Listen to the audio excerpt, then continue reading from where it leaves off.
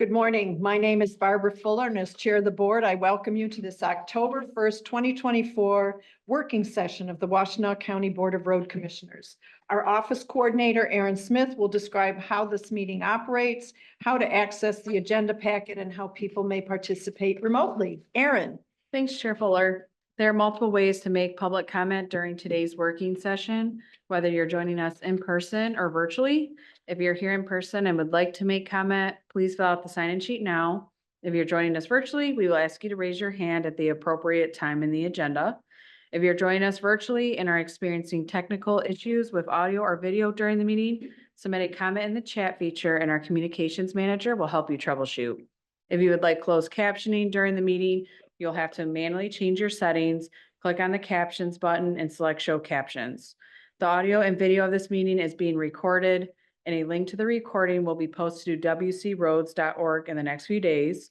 There are printed copies of today's meeting agenda on the table near the front door, and it is also posted on our website. And I'll turn it back over to Chair Fuller.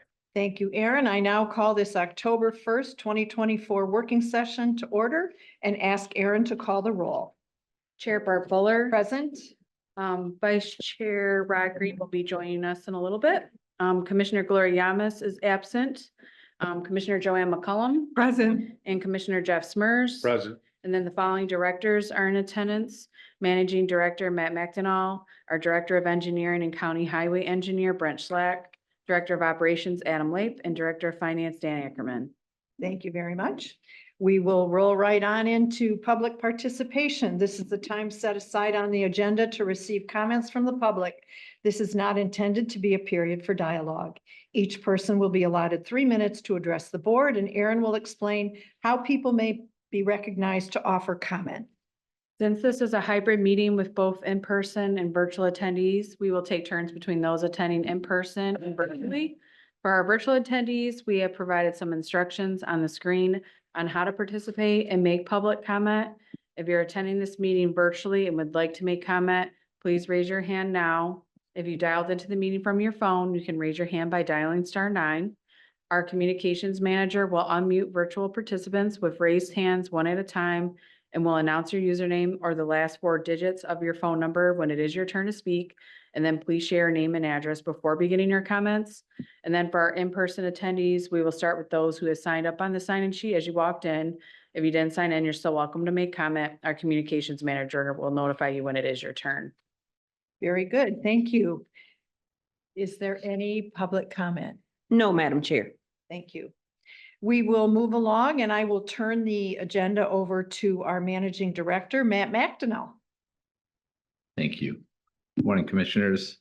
I would like to start out by inviting Tiffany Oliphant up, and she's going to provide us with a communication update and has a presentation ready for us. Good morning. Good morning. Well, we're back here in another year. So as you can see, we're here for October 1st, and we're going to talk about Meet the Team, our philosophies, our communication toolbox, and our comms project. The comms team. So the communication associate that has been vacant, but I'm proud to say that we have hired someone. We're waiting for this person to start, which is in 2 weeks. So we will have a new person here by the time we have our next board meeting. Crossing our fingers, everything works out. We're excited for her to start. This person, the communications associate, is our frontline communicator. He or she takes care of phones, radio, email, etc. And construction communications, virtual meetings, road advisories, project updates, social media, the weekly update, claims processing. They do a lot of work for frontline communications. And so this person is a very crucial part. Right now, Aaron and I have been splitting this role. So adding on to our task and duties. So that is what that person does. Our lovely Aaron Smith, who sits right here. She's our office coordinator. So Erin does customer service as well. She does frontline communications and phones, radio, email, answering email, and everything of that nature. She is the board secretary. Also, she takes care of everything the board needs as far as the board packet that you see on the website, videos, calendar, and the website as far as everything board. But she also updates the website on other things as well. She also sends out our township updates that you see going out to townships. So it's a wonderful thing. I appreciate all of her hard work as she has been taking on extra duties as well as we have been short-staffed for these last few 2 months. So 2 months, yes. She's also our FOIA coordinator, which is a very crucial part, and we'll get into that a little later. And she does office management, so she takes care of a lot of the things and supports the administration as well as the agency. Thank you, Erin, for all your work. We appreciate you. And she runs the board meeting, so you hear her voice throughout that as well. Myself, I'm the communications manager. I supervise the team. I supervise all channels as far as the social, internal, everything as far as that part is concerned. Making sure our brand and our messaging is on brand. All messages are on brand.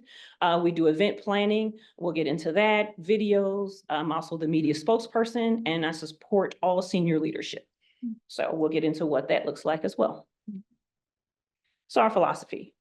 We appreciate you. Oh, well, thank you. I appreciate that. Thank you. I appreciate everyone here. It's great support. Like I said, we're here again for another year. So listen, I've enjoyed my time here and enjoy everything here. So thank you for all the support that I have gotten here. I appreciate it. It's a big learning curve, but I enjoy it.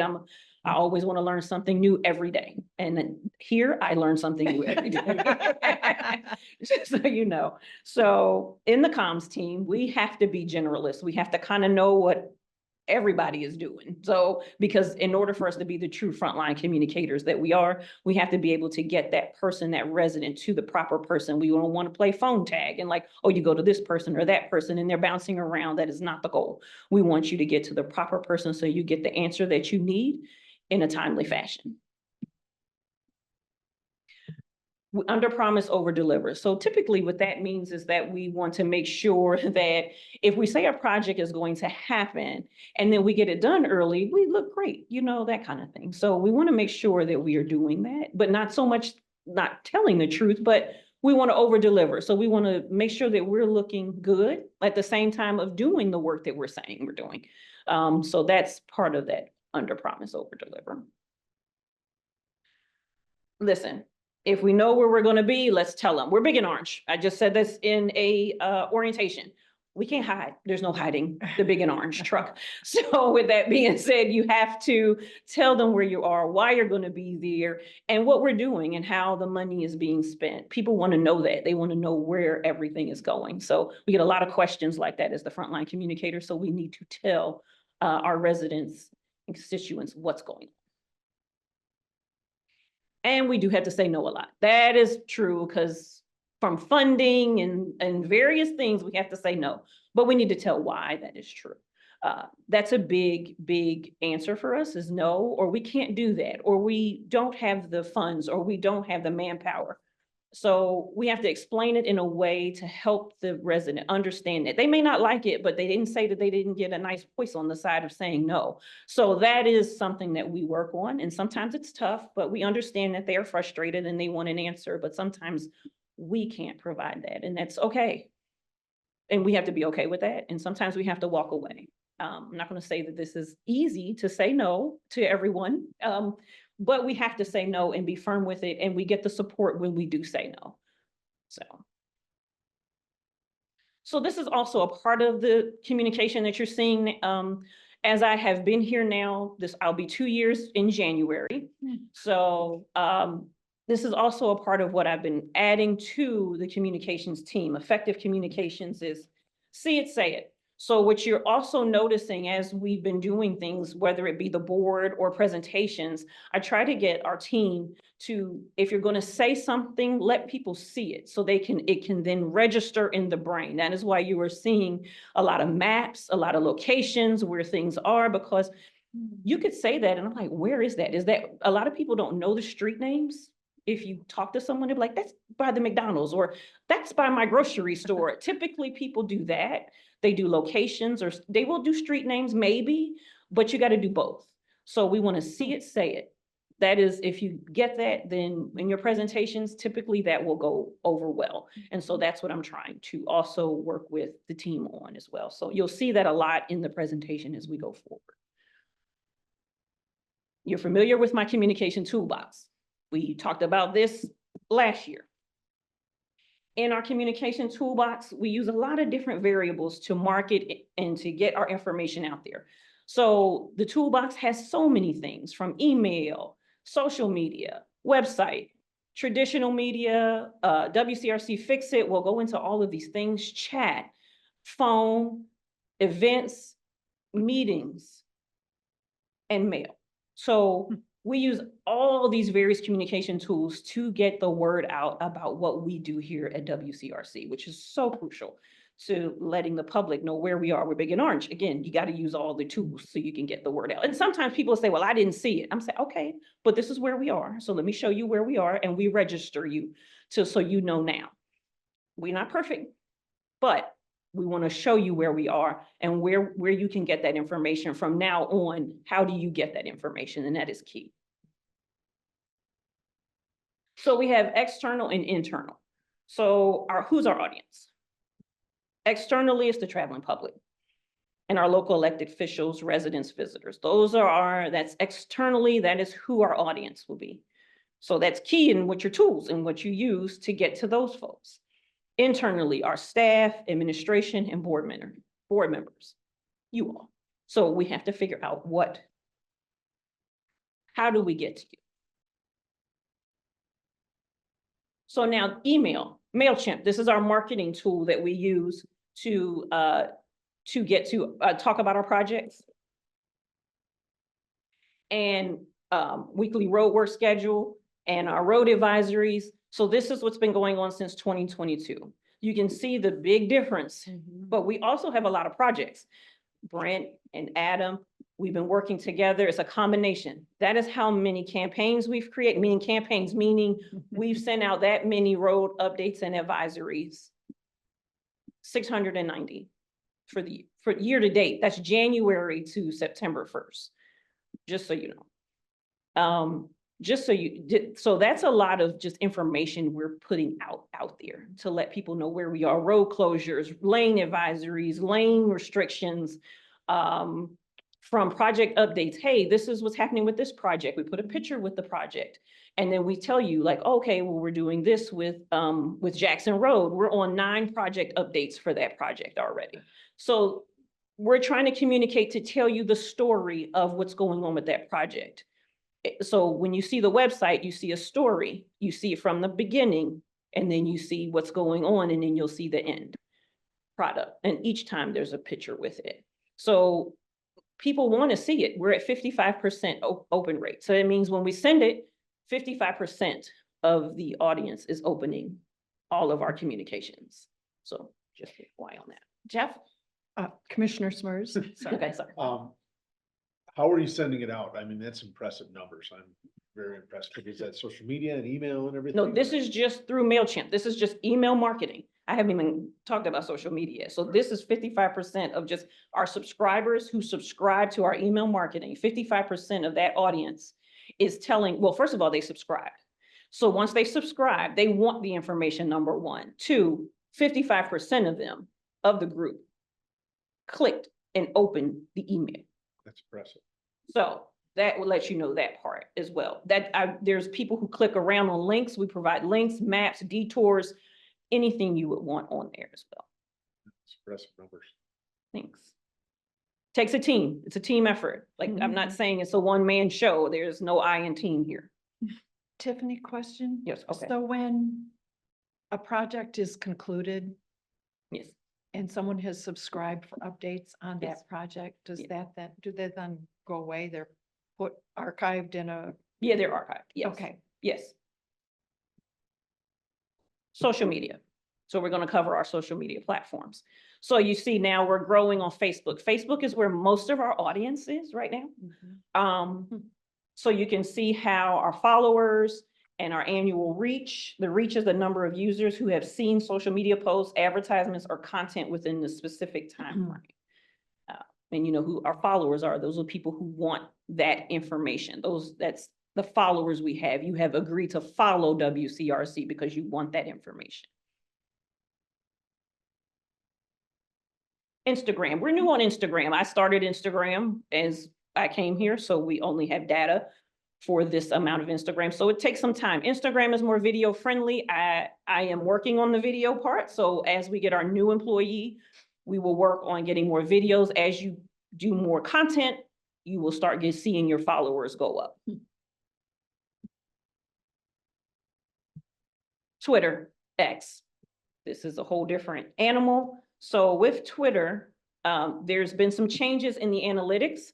So they want to charge you for the analytics as of June of 2024. So this is what I have as of June of 2024. I can no longer get it until we start paying X for those analytics. So I don't have them as of June. After June 2024, I will not have Twitter analytics or X analytics. Commissioner McCollum. Madam Chair, Tiffany, how much does that cost? I haven't dug deeper into that. I can get you that number, but I thought that, I was like, it used to be free. Like, all of these are free to get. Facebook, Instagram, I can get all those analytics for free. I just didn't feel like it was a need for the agency to take on that type Okay. of cost. Yeah. To get that analytic. This is not a big place where a lot of our users, if it was Facebook, I would consider that. But right now, to me, I just didn't think that that was a place where we needed to pay for that, trying to be a good steward of funds, Dan. Thank you for doing that. Yeah, Yes. just because it's there doesn't mean we have to invest in it if it's not a good Right. return. Right. So there is an audience there, but I'm just not getting the whole thing. So I just wanted to let you know that. I can dig deeper and to see if that is something that we want as an agency. I can speak to the managing director if he wants that, but I did not consider paying that because the audience is changing on X. I don't know what we want to do with that, so. Other questions? No. So we don't have to pay to post No. on X. No, It's just the analytics. it's just, They're if going you want start. to, right. We would be charged for the analytics, yes, to find out the data. Look forward to your recommendations. Okay. Thank you. Or not. Okay. YouTube. This is also, we've been on YouTube for a while. We post all of our board meetings here. You can see that the views, we get 2,100 views. You have subscribers there. And then these are the hours, the watch time. Those are the hours that people watch our videos. And those are the number of subscribers year to date for 2024.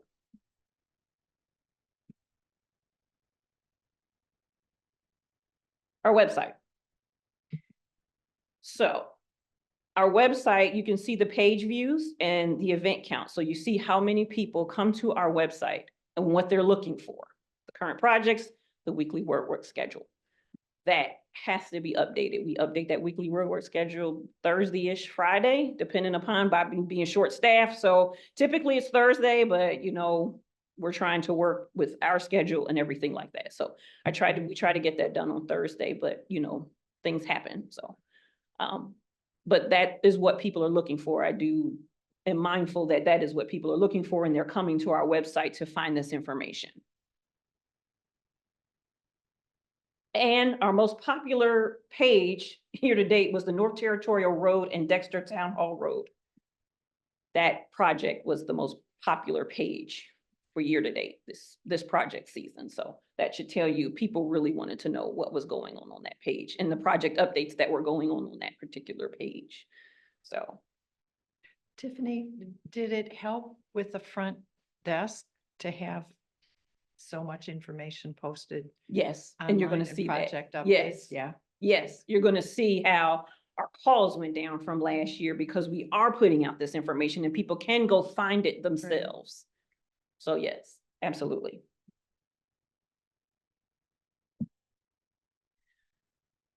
So, active users. You can see where people are getting our website. Mobile. Everybody's on this device that you can see that everybody had, most people, don't say everybody, but most people have some sort of cell phone in their hand. That is where people are accessing our information. I constantly talk to people. We talk to people on the phone and say, hey, did you go on our website to find that information? That is here. We direct people all the time to say, this is how you find it. This is where you can go, whether it be a permit application, where you find our project on our website. So we direct people as we're answering phones on the front line as well. Commissioner Madam McCollum. Chair, Tiffany, I was really impressed with this because how do you know who is going in with a mobile phone or a desktop or? So the way that the analytics, Google, I go with Google Analytics. This is all the analytics are through Google. So they can pinpoint where your IP address and where you're getting on it. Like what your tablet you're using, what device you're using, wherever you are. I'm about to get into that too. Where you are, what you're doing. So you're being watched. Anytime you're on the internet, you are being watched, you're being tracked. It's just like when you're on your phone and you are near a business Mhm. and they send you a coupon Yes. because you're near the business. My brother-in-law does that, so he knows how to do that. So that's how you're getting those coupons, because your radius has gone there, and then that's what happens. So that's why you get that coupon to tell you, oh, so-and-so's for sale. You should go in there. That's why. You know those things. Yes. Thank you. So top cities. So our top cities are Ann Arbor, Ypsilanti Township, Detroit. So you see where our residents are who are trying to access our website and what's going on there. So you can kind of see who's interested in what we have. Did you know, besides the Michigan, what states you would think would be another state? Just a quick guess from you guys. Ohio. Indiana. Florida and Virginia, What? the snowbirds. Oh, Remember, the snowbirds are coming. So the snowbirds, so it's Florida and Virginia are next states. And then out of the country is England and Auckland. Those are the next places where people are accessing our website, according to my Google Analytics. Yes. So just so you know, it's not just Washtenaw County that you are speaking to. People have friends, residents, you just don't know why they want our information, but they want our information. So it's key to be accurate. So just so you know, yeah. they're wanting to know what we're doing over here in Washtenaw County. Okay. Commissioner McCollum. Madam Chair, Tiffany, so this, I was like, Detroit, 29%, is it people from Detroit? Well, they may work in Detroit. That's That's what what we I'm- were thinking, that they may work in Detroit. I don't know those details, but that's Yeah. where they are accessing. I was just surprised. In Detroit, they're accessing it Yeah. in Detroit. Maybe they're interested in what's going on as far as a road advisory. Do I need to, what's going on my way home? What's going on here? Or I'm getting the marketing to the email marketing, and I opened it up on my mobile device, but I'm in Detroit. Okay, thank you.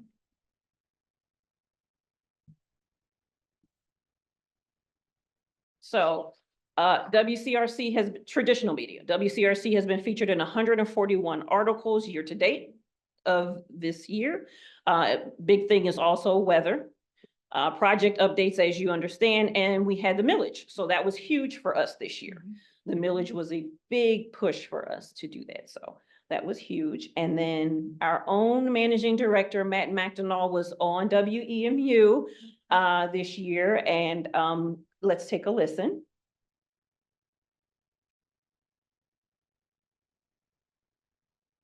No, 1 second, hold on.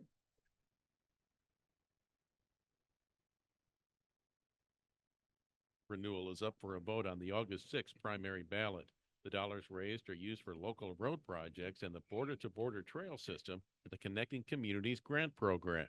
The 4-year renewal will raise about $11 million a year.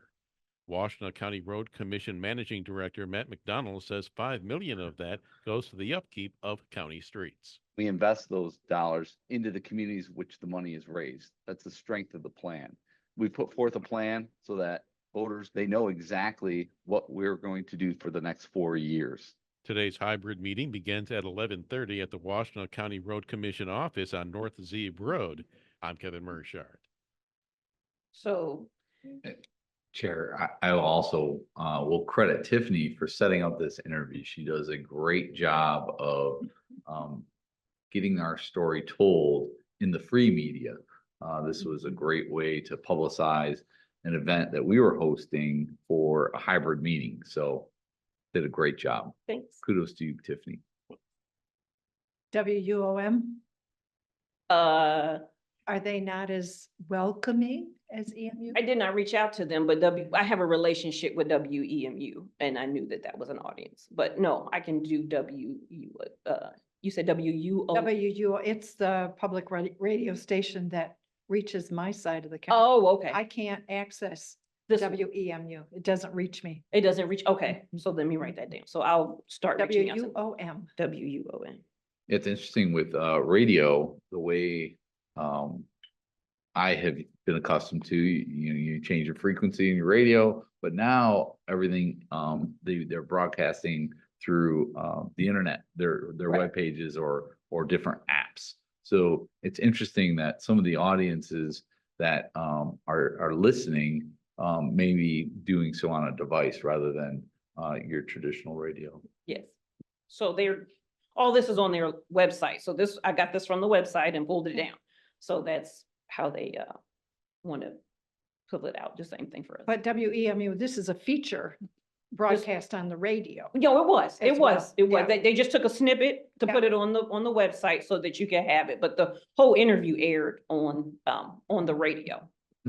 But just a point of information, if Yes. it doesn't, I need to boost it or something because it doesn't get to my side of the county. So our favorite, WCRC Fix It, this is, like I say, our second set of eyes is a huge program that we use to also get the word out. You can see requests open from year to date. You see, we are working on this. It's going down, which is a good thing. It's also, we promote it. We tell people, hey, put it in, put the Fix It in. And then our foreman, our district foreman and superintendents, our engineers, they all are on there and they get the email right away and they respond, acknowledge it right away. And then we try to take care of it depending upon the Fix It within a certain amount of time. But we let people know that this may take some time. There are answers that will say, this may take a little time. So we're trying to do that as much as possible. We send the Fix It, that's in the board package. You see that at the end of the board packet to see how many Fix Its we do have for that month. We'll be putting that in for this month as well at the end of the month. So that lets you know. So we're working on the closing right there, but that's again year to date. So the unpaved roads of the 3377, Yes, that's 1337. okay. So phones and lobby, you asked me, have things changed as we're communicating all of this technology? So yes, since January, we've had 24,000 over 24,000 phone calls that we've answered. And then the lobby, we've had 400 plus people in the lobby that come see us. That doesn't count for, a storm. A storm, it gets really hectic and our team, the communications team, frontline team, everything goes up. We're getting a lot of phone calls. We work great together. We're always talking and letting each other know if there's a tree down. So if I get the same tree, somebody's calling about the same tree, we don't have to call the district foreman about the same tree. So we have a tracker. And so we're also working together and talking to each other. So it's a big unit when a storm is happening as far as that part's concerned, as far as we're all working together to make sure that we're communicating effectively to our internal staff and to our customers. But that's a big number as far as answering calls, but it has gone down since last year. And we believe that that is due to project updates. Our website is updated. People are subscribing. So you're able to get the information on your own. You don't have to call the office. We're not saying we're not here to answer you, but you don't have to call the office. Everything is online. So any log jams, 25,000 calls, the two of you fielding 25,000 calls? Well, it used to be 3. Remember, we're okay. down 2 months. Right. So- So what happens when, I mean, is there a tree so Yes. that when you're, okay. There's a phone. I'm sorry. Go ahead and finish your question. No, I think you picked up what I was putting down. Yes, I did. Yes, there is a phone tree. And so Okay. it then round robins us and we try to make sure that we're there. If somebody has to go to voicemail, we answer the voicemail. So that's what happens there. So typically we try to put the person on hold. If we're here by ourselves, I put a person on hold. I say, can you hold please? And I'll get back to you in 1 second. And then I answer the phone call that I was answering. And then I come back to that person and say, thank you for holding. Can I help you? It's true customer service. We all call someone and sometimes they're busy with another person or a person in front of them. Can you hold on, please? I'm gonna get to you in 1 minute. So do you have a plan B? Is there another tier of people prepared to jump in when we've got a crisis? Yeah. Mr. Managing Director. I was just gonna say, a few years ago, upon the recommendation of Mr. Quinter, we moved to, using Teams as our phone system. And that is, created a really great way of expanding. We have, for instance, we have a vacancy and we're able to, while we're in the meeting here, we expand the team to other employees. And it's very ease of use. So you can get into the call system and it has an automated way of distributing phone calls as well. If it doesn't first pick up with Aaron, then it goes to either whoever else is in the team as far as answering phones. So we have our goal is to hear a person when someone calls Right. the road commission so that they hear a voice rather than an automated system. But sometimes the call volume does go up and they do go to voicemail, but our call team communications team, generally speaking, Yes. would go and call them back. That is, our communications team is the primary, but then we have other individuals throughout the organization that have worked in the communication team previously and have the experience and knowledge and expertise to be able to jump in and expand that. A good example is sometimes in the storm, we'll ask for help, or if someone's out of the office, we'll ask for help. And that team's system is very flexible and has really been a good tool. And it measures everything as well. Yes, that's how I'm able to get the numbers because of the teams measuring analytics. There's great. There's nothing more frustrating than getting one of those voicemails that says, Yes. press 1 or. Yeah. Yeah, no, we don't. Too bad for you. That's later on when we're closed, when our office hours are closed, that's when you get that voicemail message, but we're closed. There's nobody here to answer. Mhm. We're 24 hours, but we're not answering. We have 24 night- hours. Night service. We which have is- the night service, right? They still get a human. Okay, see, again, 2 years in January. Okay. So. Thank you. Yes, thank you. Public meetings. So, we've had 11 virtual meetings. We haven't had any public hearings this year to date as of 2024. In-person presentations, we've had a lot of those, from that goes from anytime someone makes a presentation, here in our building or out, or also when we're just hosting a meeting, anything of that nature. So we've had a lot of in-person presentations this year to date. Send in mail. There are people who still want a letter, then they want everything a letter, and that's fine. We are very capable of sending letters. So we send township letters, we send the annual report, we send countywide maps. So this is mail that we send out. So we've sent out more than 1,200 pieces of mail as form of communications year to date. Commissioner McCollum. Yes, Madam Chair. Tiffany, I just wanted to comment on this because there's still people that really, getting on the internet or whatever, this is not their thing. So I'm really impressed. 1,200 letters sent out approximately.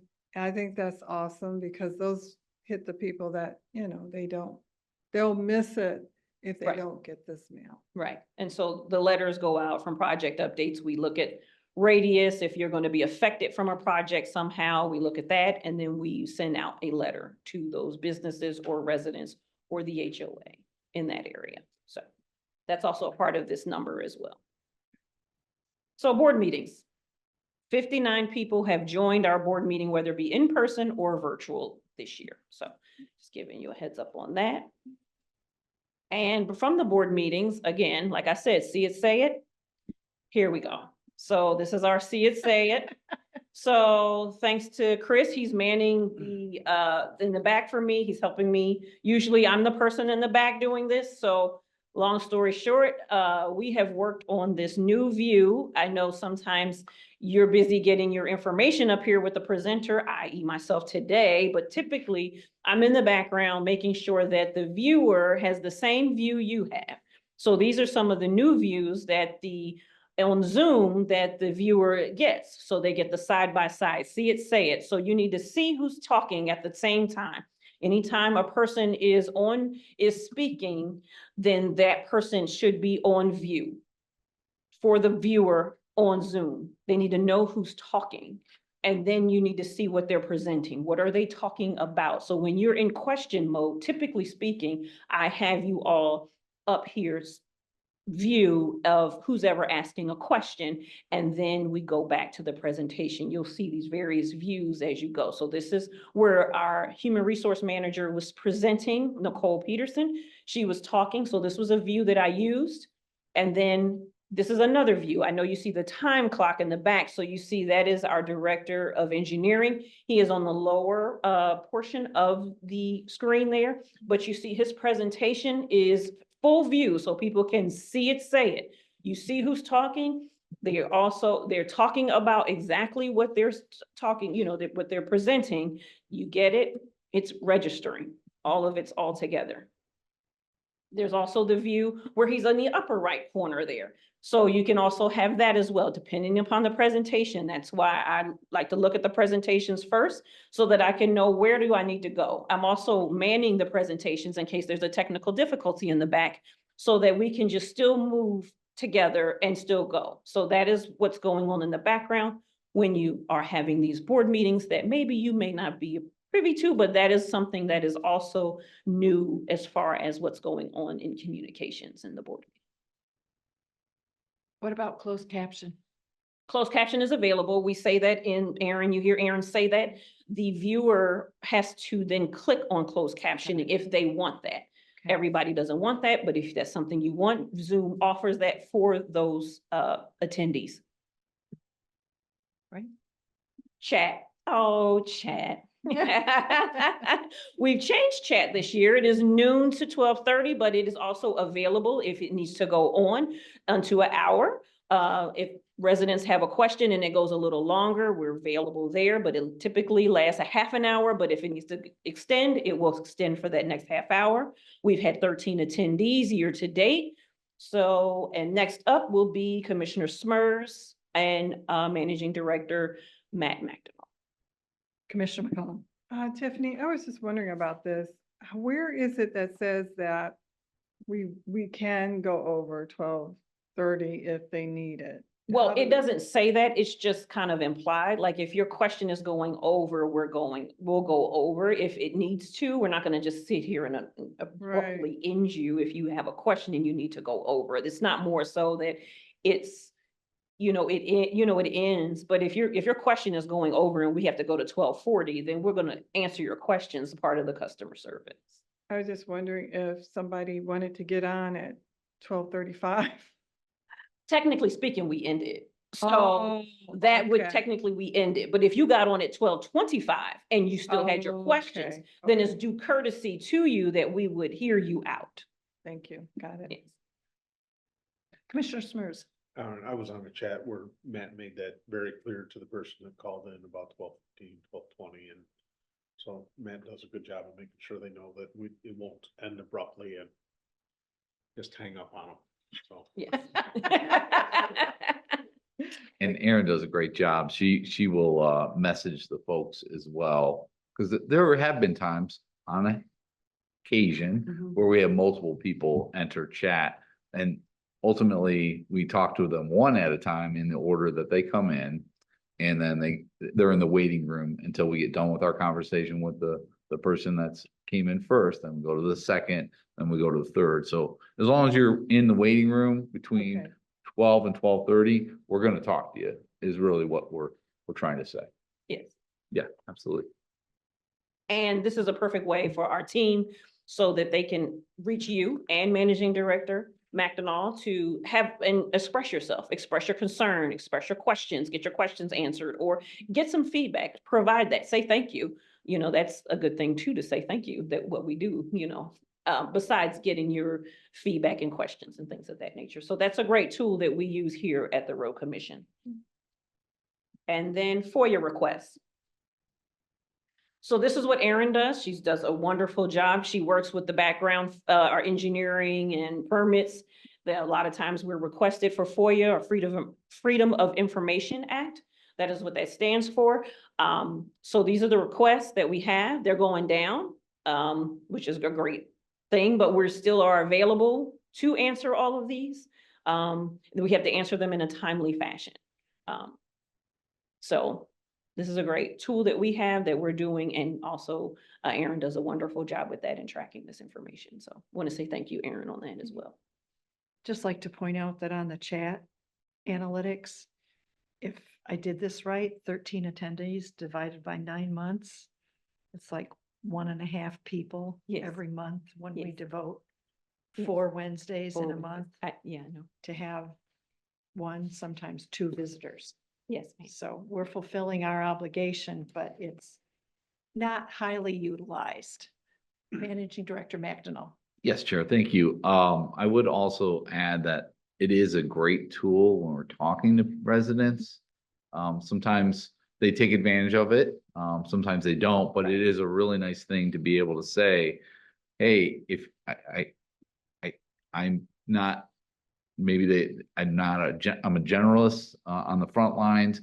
And if it's a detailed question, to be able to say to them, hey, why don't you come to chat? This is a every week occurrence. And you can talk to the managing director or one of our board members and raise their concern on this policy or this topic of road funding is often the case on local roads, and have a conversation. So it's a great tool for our communications team. Yes.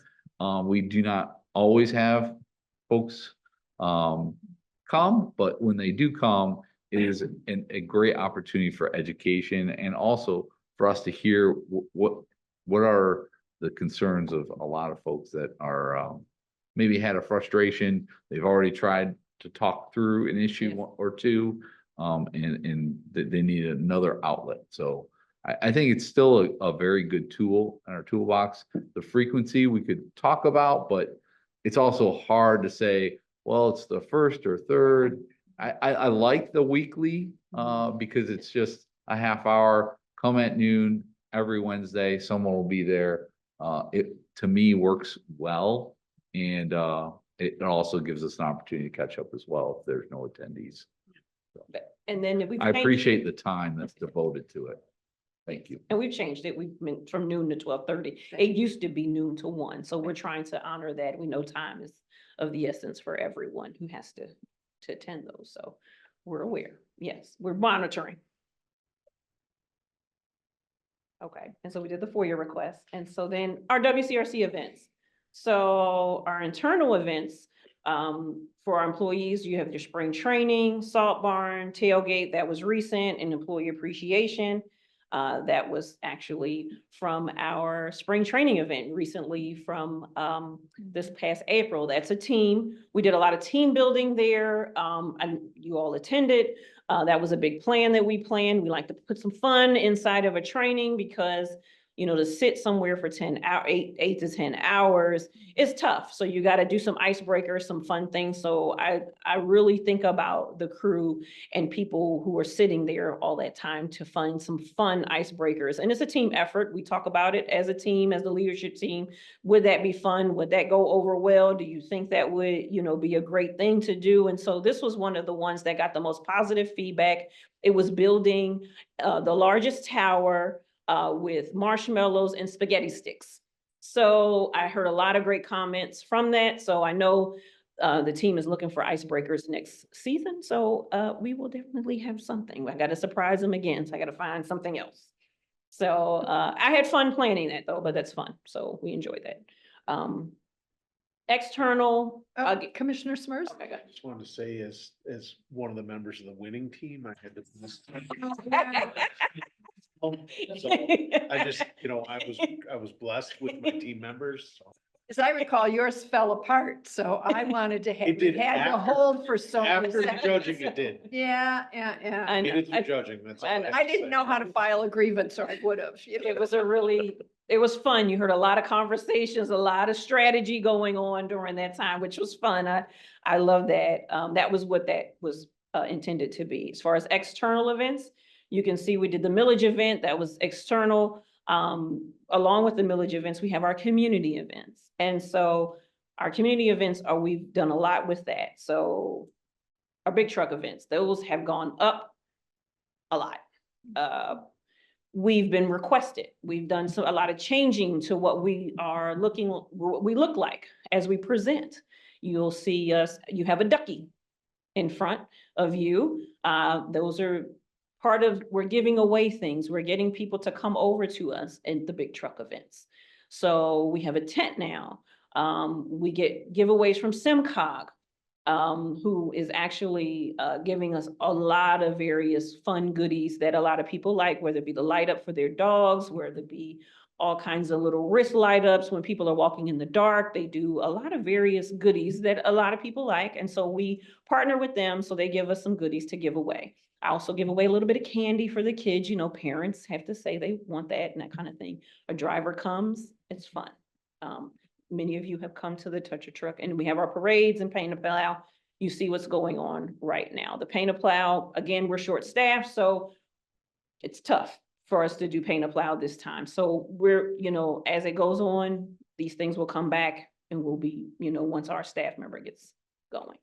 Madam Chair. Commissioner McCollum? Tiffany, I know we put our handprint on the plow at the salt barn Yes. event. Where is that going? Well, okay, so. You wanted it in the front yard today, didn't you, Joanne? So that's a plow so what Commissioner McCullough, if everybody doesn't understand, so at the event where we had the open house for our employees, it was an employee-only event, it was an open house, we opened our salt barn. Director of Operations, Adam Blake, will discuss more about that and show you what that was, but long story short, that was an open house where we told the employees, come, eat, fellowship, enjoy. And so one of the fun things that I thought was cool that I found online is that we take a plow and take your hand. And Jeff Mann, who thought a little bit further, said, why don't you put it in a glove so we don't get too messy? So you put your hand in the glove with the paint and you put your handprint on the paint, on the plow. So we all did, most people did that, which was fun with their kids. So that is meaning our WCRC's Paint a Plow, hand printed Paint a Plow. But you want to know, where is it? It's outside. It's outside here. I don't know. Where is it? Is it still out there? It's still out there. So yes. So that is our WCRC. Our new lawn ornament? Yes, it could be. Yes, we hope that. Well, I don't know. Some people want to use. I don't know. I don't. So long story short, the big truck events are fun. Paint a Plow, things like that are fun. I want to give you a snapshot into our big truck events. Yeah. So you can see that.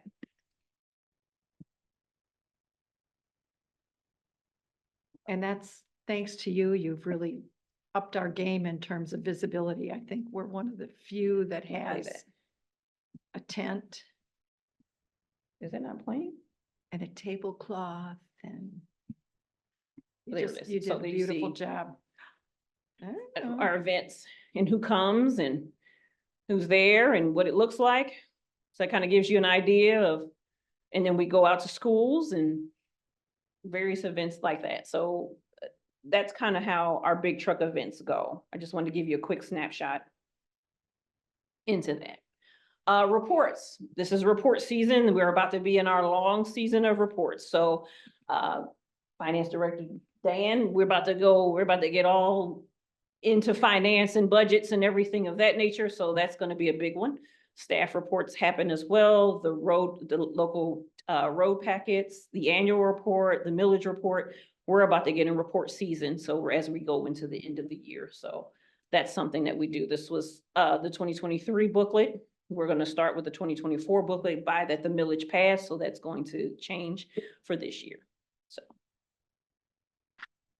Projects. So one project that we've been working on here in communications is the township, how we communicate with the township. This is huge because this is one of our biggest partners and how we talk about a lot of various things and how we can get funding and projects done. So I saw this and I said, you know, there's a better way we can do this. There's just a different way how we can communicate that to our audience, whether it be the township, customers and everything. So I thought, let's create this page on our website. So I'm going to come out of the presentation and I'm going to show you how to get there and what is on the township pages. So bear with me a second.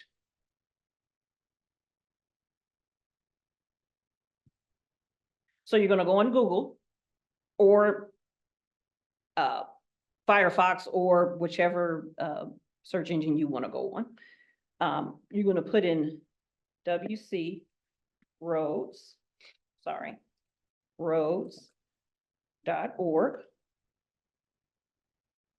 It's going to take you to the homepage. There you see our homepage and we change it as it goes with the seasons, but you're going to see doing business with WCRC. You're going to scroll down to the township page. Then you're going to see our township page. So then you're going to understand, like, there's a summary there of what our relationship is with the township. There are links there to talk about various items with the township.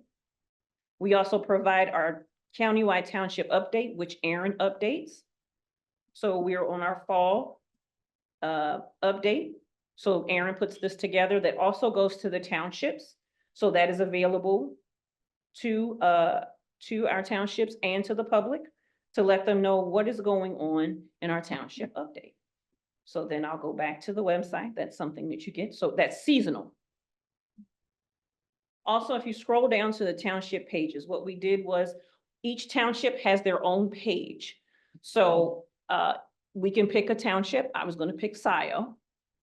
We're in Scioto Township, so I was going to pick Scioto Township. So Scioto Township has its own page.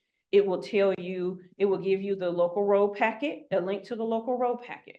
You will see pictures that are geolocated to Scioto Township scrolling through here. Everything that's done in Scioto Township is a picture here. Also, you will see the primary roads that we take care of and the local roads that are being done here in Scioto Township. We also provide a link to that township website there. So if someone wants some information on the township website, they can go there and get the information from the township website. If you scroll down a little further, the latest updates. So everything that is placed, that is being worked on in Scioto Township will be done right here. You will see it in the latest updates. I'll get to the other side of the page there in a second. So you see all lane restrictions, all closed roads, project updates, everything that has a Scioto Township that is located in Scioto Township will be here. So this is a place where if you want to know what's going on in your township, you can also come here and go to your township page. Also, before we're done on that, on this side, these are the booklets from 2022 and a township map. So you can say, well, is my address or where am I located? So we put your township map on there, a link to the township map. So you know if you're a local road, county road, primary, you know all of that from here. Also, we're gonna go back. So then all the township agreements, the second agreement, the first agreement, everything you've signed is here. So this is also a great tool for our directors, and as they're talking to the townships, they can get on their phone or on their computer and say, no, wait, here's the township agreement. They don't have to go searching around in their emails to find it. They don't have to do that. We update that right here. And that's a great tool for the township to have as well at their fingertips to know exactly what is going on in their township.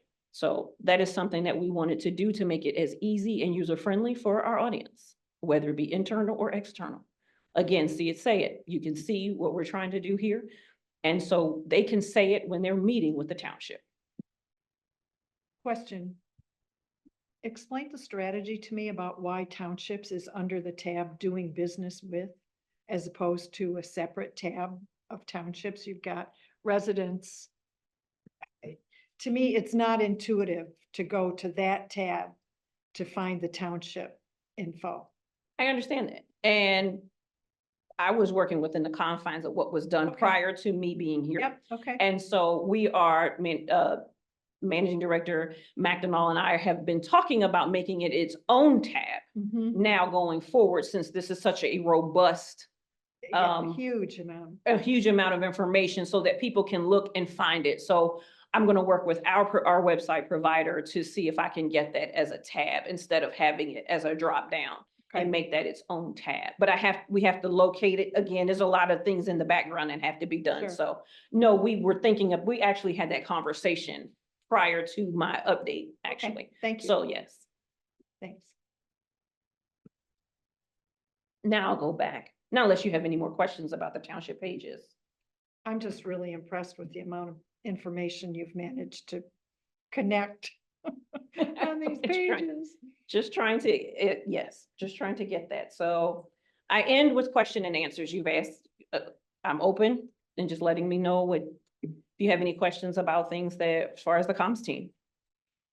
Commissioner McCollum. Madam Chair, Tiffany, I think your team does a great job. And I do see you enhancing, what was there, and the numbers look like they're going in the right direction. So I'm very proud to say, being on this commission, that we have an awesome communication team. And that's why probably Detroit is so huge. Looking at it, like once you start getting on this, you don't want to get off of it, So thank you. No, thank you. And they've been very welcoming. I appreciate the team. It takes a lot to learn everything, my background, where I came from the DOT, but it's different for local and what is done locally. So I appreciate all the help and the support that I've gotten. I can't do what I do if I don't have the support. So I appreciate all of that. So it's a work in progress and we're going to keep going. I have a lot of vision and goals to get done here. So I try to pace myself, as Matt tells me to pace myself. So it's tough. But yes, I appreciate all of it. And so. Managing Director McDonald. Thank you, Chair. I just want to say thank you to Tiffany and Aaron, especially with the vacancy. It's been a lot to be put on two folks' shoulders, but also thank you to our other staff. Yes. Tiffany Lovestall, Sam Smith, and Callie have done an awesome job of helping fill in during our times when we need to be here, or if there's people that are off. It's definitely a team effort. But these two have done a fabulous job of covering during this vacancy, and I appreciate their patience. Obviously, bringing a new person on, it takes a year to fully learn what we do. So it Yes. takes a lot of time and effort in training, and the directors are going to be involved, especially our communication associate. That's a very important position to have a very good understanding of what we do and getting out in the field and seeing it as well. Like see it, say it, right? Yes. So they have to see it in order to say it and tell our story. So that's an important part of that. So they'll be continue to backfill and support while we're training the new person. So we're excited for that. One of the other communication tools that I would like to mention as well, and it came from the support of the board to purchase the portable changeable message boards. That's another tool that we use particularly for projects or letting folks know in advance of work beginning. That's a very important tool. We own two boards ourselves, and then we also, as part of our contracts, we'll add those items in for contractors to have at our disposal for larger scale projects to have that advance warning of closures. Or in our case, for the comms team, public meetings, like public meeting going on this date, join us in referencing our website. So that's another important tool that I think, and it's because of the support of the board, we were able to purchase those two, and it's worked out really well. I still think it would be nice to have a digital board In the front, permanently in the front yard. Oh, enhancing our signing. enhancing our signing. Yeah, that's not a It's bad not a bad idea. thought. And you see that more and more with Yes. businesses, Yeah. school districts, Yes, having those digital signs. It's something that when we look at the main yard and upgrades, at some point, we're gonna talk about that. We can include that. Obviously, anything signing, permanent signing related would have to go through the site planning process. And Right. we're gonna have to do that for any improvement. So that's a great suggestion. Just even weather alerts, right? yes, Yeah. weather alerts Pay attention, time, people. Yeah. right. We're hiring. Yep. You can do a lot of various things with that sign. Okay. Great job. Thanks, Tiffany. Thank you. All right, we are due for a break. Let's take a break and be back here at 10:10, please.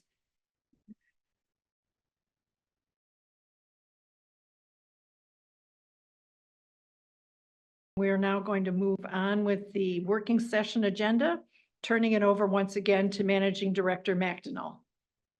Thank you, Chair. I will invite up Mr. Quinter, who will give us a presentation on our information technology update.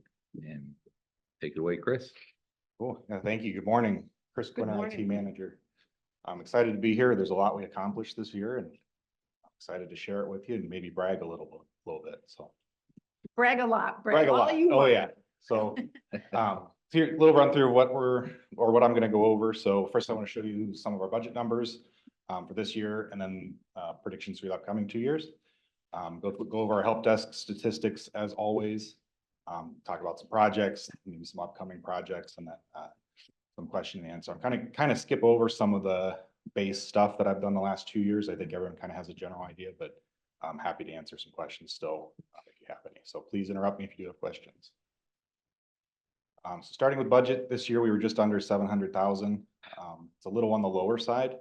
A lot of that fluctuates with our computer schedule. So in the past, we've had some grants that have covered some computer upgrades in our cycle, which again, we try to do every 3.5 to 4 years on laptops.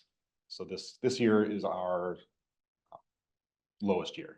So next year is actually going to be our higher year as when we see the more amount of those needing to be refreshed. But as always, software is going to be our biggest expense.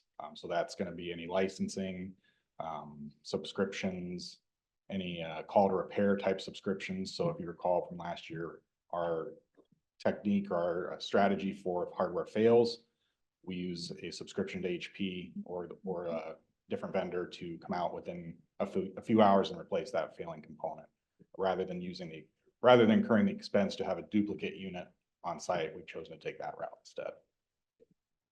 And then our managed service provider is another large component on there. Again, that's kind of my third level or backup support. We get a team of engineers. I think there's about 5 or 6 of them for the cost of essentially paying for one network engineer on staff. So that relationship has worked out really well. Looking forward, next year, just under 800,000. So again, software is going to be a big expense there. And then increased next year is going to be, as I mentioned, our computer upgrades for staff. And then the following year, we don't have a ton in the projects category yet. So that's why that's a little smaller number. But again, software is always going to be our biggest. Any questions on budget? Jumping into help desk. So as you can see, our numbers really starting in 2020 have really grown each year. This year we're predicted to be right about around the same mark as in 2023.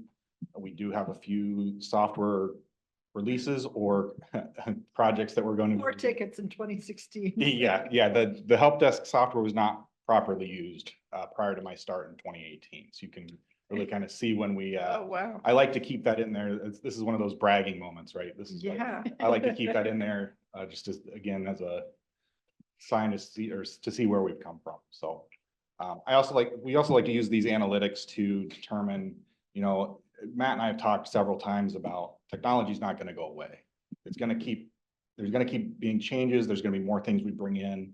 So these numbers are really going to help us determine if and when we need to hire potentially another person in IT. So the numbers continue to grow each year, and it really fluctuates on that same concept of what did we do this year? What projects did we bring in? What new products? What are staff struggling with? What's new to them? Those are really the bigger amounts of calls that we see. And then our days to resolve average is still very good.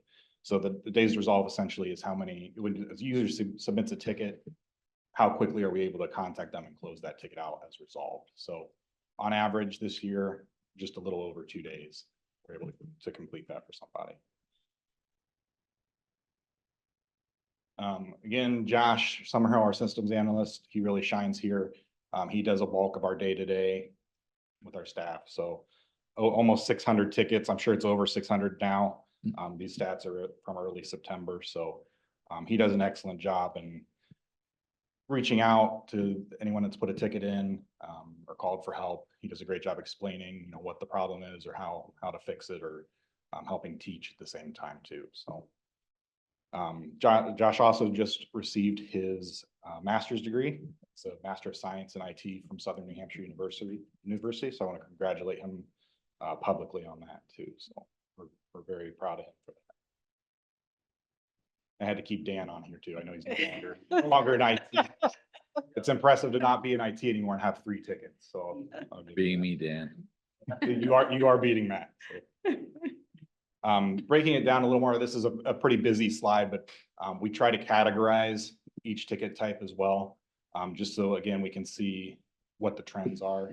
If there's one trend that's really sticking out above the others, we can either assess if there's a problem there or if we may need to do another training session with staff. So again, the biggest thing that we have questions or tickets on is just general, hey, how do I do this? Or, hey, I just need an extra, helping hand with whatever it may be. So there's a couple generic categories in there that kind of lead the way, but this does help with, like I said, trying to establish those trends or see where some problem areas or extra teaching may be useful.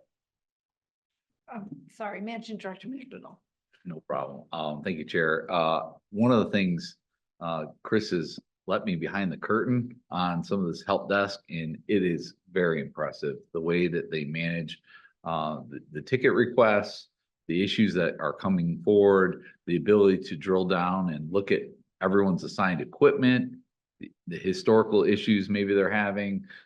The analytics are just an amazing tool that Chris and Josh use on a day-to-day basis. I just merely look at it from, just to have a better understanding of what's going on. But this is just a small window into that analytics that is in the help desk. And it's basically the backbone of how we serve our organization. And it is a great tool. So kudos to you both on that. Thank you. Any questions on help desk statistics or that process? I stuck this in here. This wasn't on my categories slide, but one thing we did start this year is our membership in the Michigan chapter of what's called GMIS, or the Government Managed Information Sciences. So this is a global organization with a Michigan chapter that focuses on IT departments for government organizations. There's a listserv, we bounce ideas around. There's a couple mini conferences a year, and then they have their main conference. It was just a couple weeks ago up at Boyne Mountain. So I went up to that for the first time. So their mission statement, I'll just read this. My GMS mission is to provide a forum for public sector agencies to exchange information and technology best practices that enhance the delivery of governmental sciences across the state of Michigan. So it really is. They focus a lot on collaboration. Mhm. What are other organizations doing? The biggest takeaway that I took from the conference is we're all kind of struggling with the same things. So it's nice to hear, hey, how did you accomplish this? Here's what we're doing. Here's maybe what another organization is doing. There's a lot of different approaches to different things, and we're all in the government sector, and that really helps as compared to some of my colleagues that may be in the private sector. So this year's conference really focused on cybersecurity, as you would expect. Artificial intelligence was a big component as well. But then there was a breakout session for about an hour called their birds of a feather. So it was essentially just a lot of us in the room.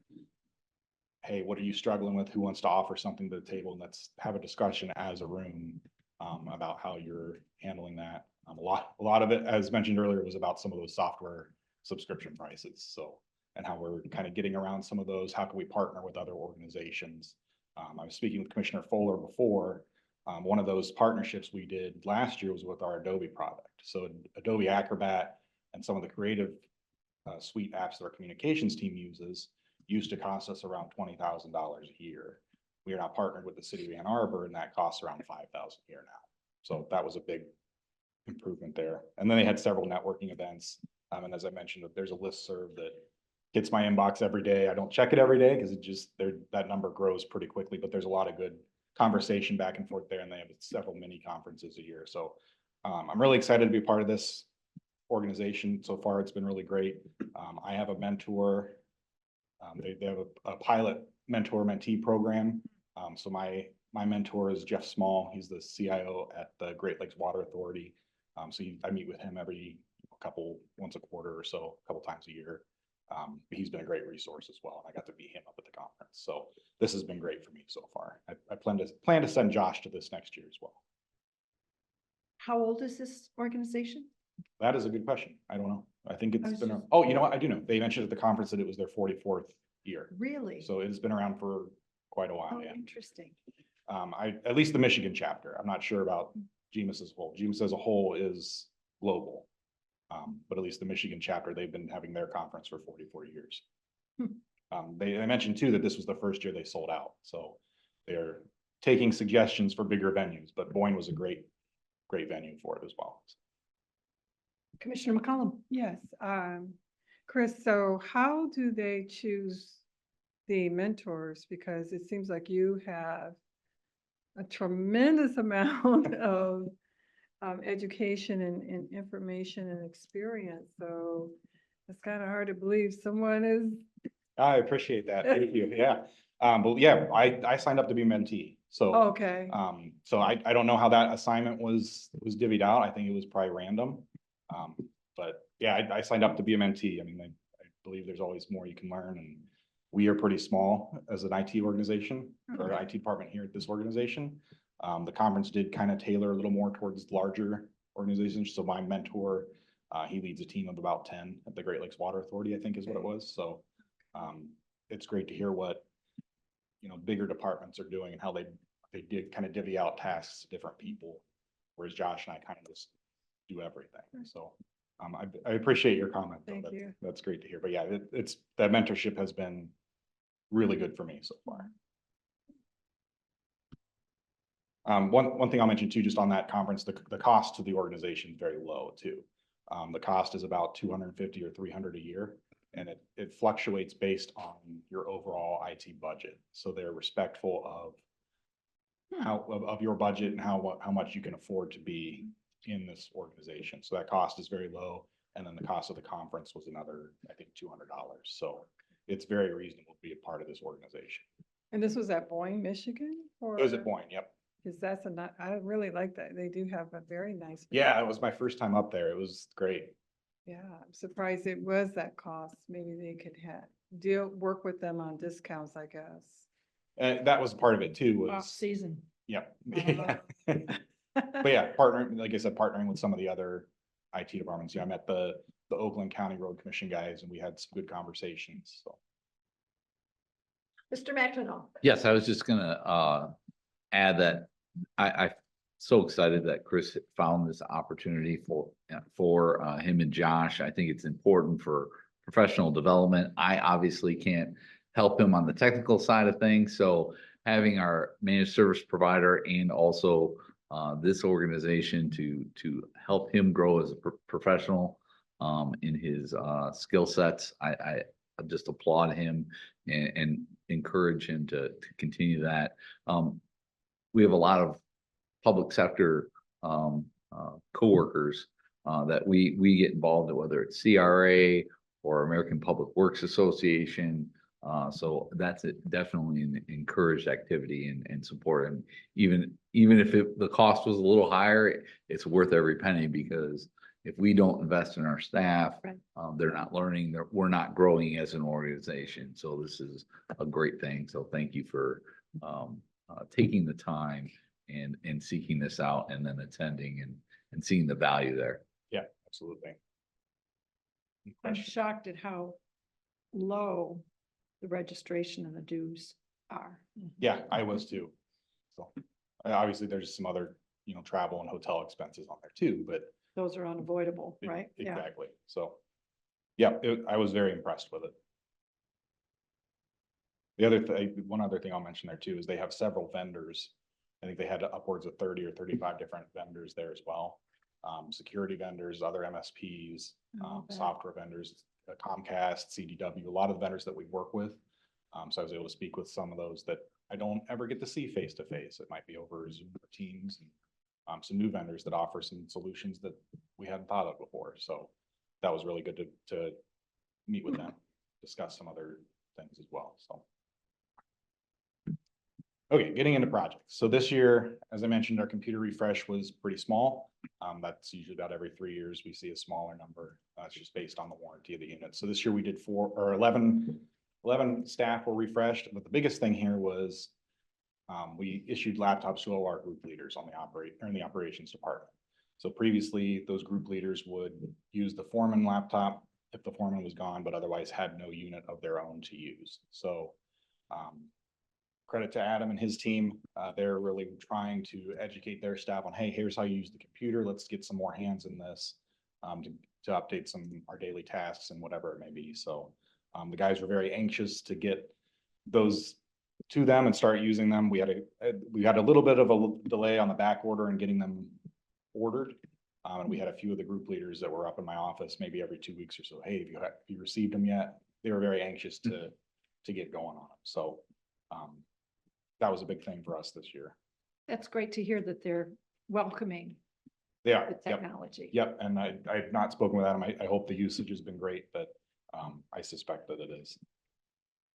So the other component here is as we replace these laptops, we do offer them for sale to our staff. They're sold as is. We run diagnostics on them first to make sure it's functional to be sold and in good shape. We clean them up, we wipe the drives, and then we sell them to staff at a reasonable cost.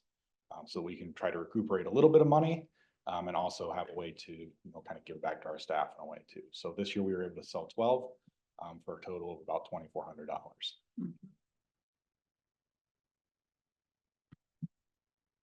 Next project. So this was a big part of our early 2024.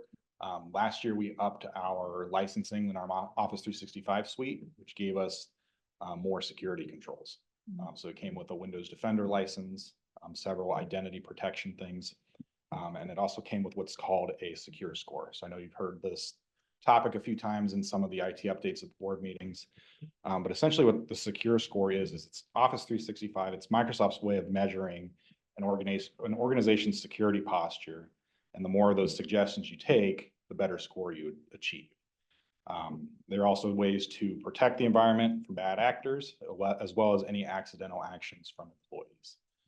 So you don't necessarily, like I like to refer to the timeline that you see here, whereas a 0, if you have no controls in place, that's a completely open environment. Whereas 100 is going to be a very secure, very locked down. Staff can't do a whole lot without coming to IT. So you don't really want to be on either end of this timeline. You want to find somewhere in the middle that's going to work for staff and for the IT department, whereas it's secure and staff are still able to do what they need to do daily. So as we began to assess this with our new licensing, we found we were at about 36%. So that was pretty low. It's lower than we wanted to be, and it was lower than our MSP wanted us to see as well. Our MSP wanted us to be, I think, around 70 or so %. So as we began to get into some of the suggestions, there's a lot of them. There's well over 100 different security setting recommendations, and each one is weighted with different points as to how much of an effect it has on your environment. So some may be 3 percentage points, others may be a quarter of a percentage point. So I pulled out just a couple of the key ones. So you're well familiar with our multi-factor authentications. Whenever you sign in, you're getting that phone call or that prompt on your phone. So you can say, yes, it was really me. All accounts now are required to have that turned on. We also disallow any forwarding rules. So the first thing an attacker is going to do if they gain access to your email is not necessarily lock you out, but what we've seen is they will begin forwarding your emails to them. So they can see what you're getting from other staff, and they will use you as the bait to trap somebody else. So if they were to gain access to my account, for instance, they may use my account to then email managing director Matt and say, hey, I need you to send this funds or whatever over here. And they'll use me kind of as their mule, I guess, to get what they need. So the first thing they do is they enable a rule behind the scenes to forward your email to themselves. We disallow any forwarding rules to external email addresses. Another one is we've disallowed foreign country sign-ins. So unfortunately, a majority of the attacks we see come from the Middle East or from China. So if staff goes to another country, you are not able to sign into your Office 365 account. I think one of you unfortunately found that out the hard way this past week, but if we know in advance, we can unblock that. So if we know someone's going somewhere, we can unblock that for you, and then we'll just re-enable it when you return. Do you lock it back down now? I will, now that I see that you're here today. Yes. That'll be a post that I take off my desk later today. All right. Another one that's very cool. So as I mentioned, the conference that I went to, a big focus was on artificial intelligence. So there's a lot of artificial intelligence at work in our 365 environment. And one of those is auto detecting any personal information. So if you were to send, a social security number or something that looks like a bank account or any personal information of that nature to an external address, it will be flagged, it will be blocked, and it will alert my team. So it works very well. We've had a couple instances where we've seen that where staff have tried to send themselves something to a personal address, and it flags it very well. So the other side of that too is it helps us make sure that personal data isn't leaving the organization for any reason. And then we enabled self-service password reset. So if you are locked out, maybe it's a Saturday, you can go into your Outlook on the web, answer your security questions, and you're able to get back in and reset your own password now. Behind the scenes a little bit, again, under artificial intelligence, will detect any suspicious usage patterns.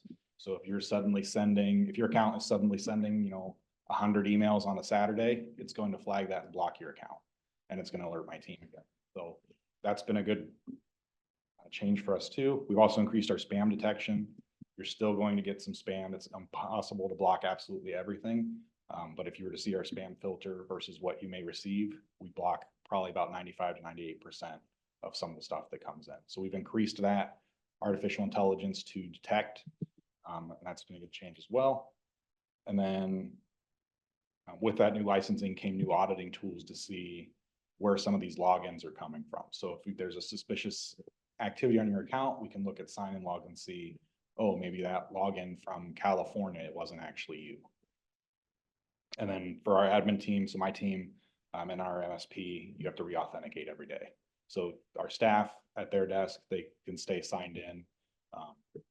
My team, because we have the keys to everything, it requires us to sign in and re-provide that multi-factor every day.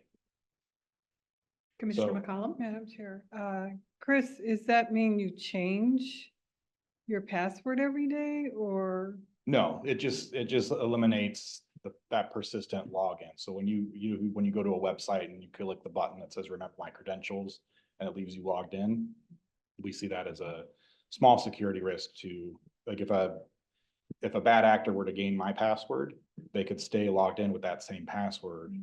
If they were somehow to obtain my password and get past my multi-factor authentication, they could stay logged in as me until who knows when, until I change my password or I do something. By making sure that I have to log in every day, that's going to make sure that it sends that person that multi-factor every single day. And the chances of them getting that past me is very unlikely. Okay, thank you. And then again, that's because our team has the keys to everything. So we want to make sure that we especially are being as secure as we can. So after I'm implementing a lot of these, we've increased that score up to 80%.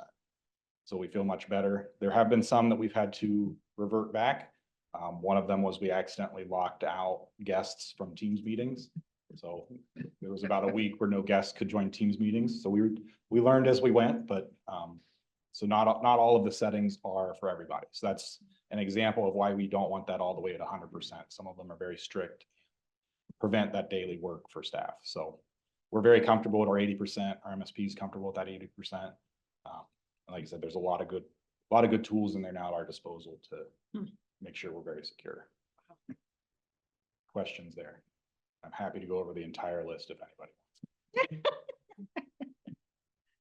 Okay, moving on. So this was our big project of the year too, and a large cost or a large portion of our project cost. So back in 2018, we switched to our hyper-converged server infrastructure. With the board's blessing earlier this year, we replaced that. So it was time, well, we needed to be proactive. It was pushing about 6 years, 6.5 years. So it was time to replace that before we start seeing hardware failures.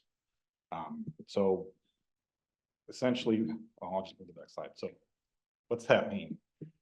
In our previous solution, we had 4 servers that hosted 8 virtual servers. So 4 physical servers and 2 backup batteries. Those are able to host our 8 virtual servers. And those virtual servers are what run our applications and store our data for our staff. The purpose of 4 is that they are all able to share their resources. So for instance, they have a individual storage of 450 gigabytes, and they are able to then converge that storage into 1800 gigabytes and 768 gigs of memory. So they work as one. Each of those virtual machines or virtual servers is hosted on one of those. If one of those physical servers goes down, that virtual server will bounce to another one, pick that up for our staff while we tend to whatever the problem is on one of these physical ones. We changed that solution a little bit and went to 3 instead of 4, but then we introduced what's called a server area or storage area network, or a SAN. So the difference here is that the 3 servers that we purchased are really only storing the operating system for the Windows server, and then the storage or the memory to run that server. They're not allocating the storage from the server itself to our virtual servers. The SAN instead is a very large data storage server instead. So all the virtual servers are able to pull their storage from the SAN instead. So what we were seeing was in the old solution, if we needed to reboot a virtual server, I'll say our SQL server, for instance, or our file server, because those are so large with how much data they have, they would take a long time to do a reboot because they're moving to a different host server and it has to move all of that data. So they would probably, if we had a scheduled outage or a scheduled reboot for maybe our file server, it would probably take 4 or 5 hours to reboot that thing because it's moving that storage to another physical server. In this new setup, the virtual server is still hosted on one of the top 3 there, but the data remains on the storage server. So that virtual server is able to come right back up and still reference the stored data in the same location. So there may have been a slight speed increase for staff. There's absolutely a speed increase for us on the back end. Any questions? Commissioner Smers. What is the backup for the SAN? If it were to So- go down? That's a great question. I was hoping someone would ask that actually. So that would be our Datto backup solution. So we back up everything every hour during the workday to an appliance that is actually, I don't have it in the picture here, but it's underneath the SAN. There's a backup appliance that is also just a large data appliance. So every hour, all of our data is backed up to that. And then every evening, that data is replicated to the Datto cloud. In the event of a failure for the SAN, we would point to the data, to the SAN that's in the cloud as we work to repair whatever the issue may be there. So it's similar to the other ones. It's similar to how we handle our virtual servers too. So we don't have duplicate virtual servers. So our file server, for instance, if it goes down, we're going to point the network to the backup that's in the cloud. We'll fix whatever the issue is, and then after hours, restore that cloud server back down to the local one. Great question. We also purchased 2 new batteries for this unit as well. So, and again, the batteries, they're not huge elaborate batteries because we're on a backup generator. Right. So the purpose of the batteries is really just to keep everything running for that, 3 to 5 seconds until the generator kicks in and powers everything. Any other questions there? Another thing we did is we've added to our data center room, we have a true data center. So previously we had this rack that was in the room across the hall. So the one I'm referring to is this one back here. So we moved that from across the hall into this room that we've been outfitting with our traffic and safety network, with our conference room network.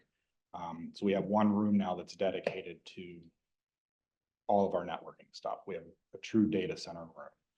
And then the other room is now a true storage room, whereas it was kind of a mix before. The air conditioning unit in the storage room was failing, and it made sense to kind of move everything over, consolidate into one space. I have on here, thank you to the buildings and grounds team. They added the electrical. You can kind of see, behind the rack there, the conduit coming down. So they added a couple 30 dedicated 30 amp circuits for us, and some network drops too. So, and then they helped get all of the old stuff out of the room that was also in there. So this used to be a storage room back when I started. So this room was filled with. It was not pretty. It was not pretty. It was filled with a lot of old equipment. You couldn't walk maybe 4 feet into the room. So this room's really turned around and is a usable space now. Commissioner Smers. Do we have dedicated AC for this room now, or do you? We do, yep. So that's actually up here in the corner. Okay. So yeah, there's a dedicated air conditioning. I think it's set to about 68 degrees or 67 degrees. So yeah, that room is quite loud. There's a lot of things breathing in there. So, and you notice right away if that air conditioning unit is off, it gets hot very quickly. So even with just the one rack in the other room, in a room that's twice this size, if I would come in after a weekend and that air conditioning unit was off, it was quite warm. So yes, there is a dedicated, and it's a newer unit too. I think it went in about 2021 or so. So. Thank you. Yeah.